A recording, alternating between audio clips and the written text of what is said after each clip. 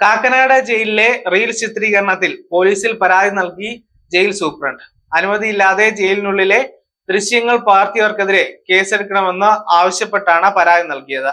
Jail അധികൃതർക്ക് വീഴ്ച പറ്റിയെന്ന special branch റിപ്പോർട്ടിന് പിന്നാലെയാണ് പരാതി നൽകിയത്. ഇൻഫോ പാർക്ക് പോലീസിലാണ് പരാതി നൽകിയിരിക്കുന്നത്. ജയിലിനുള്ളിലെ ദൃശ്യങ്ങൾ പകർത്തുന്നത് ജാമ്യം ലഭിക്കാത്ത കുറ്റമാണ്. കാക്കനാട് ജില്ലാ ജയിലിലെ ജീവനക്കാരൻ വിരമിക്കൽ പാർട്ടിയിൽ ക്രിമിനൽ പശ്ചാത്തലമുള്ളവർ ജയിലിനുള്ളിലെ ദൃശ്യങ്ങൾ പകർത്തി റീൽ ചിത്രീകരിച്ചതാണ് പരാതി ഉണ്ടായത്.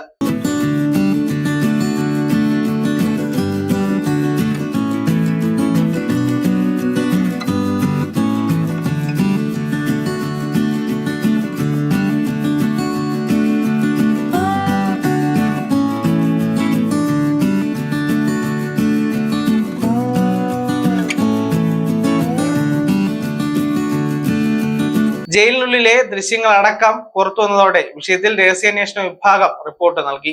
ക്രിമിനൽ പശ്ചാത്തലമുള്ള ആളുകൾ ജയിലിനകത്ത് എത്തിയത് വീഴ്ചയാണെന്ന് പോലീസ് റിപ്പോർട്ടിൽ പറയുന്നു.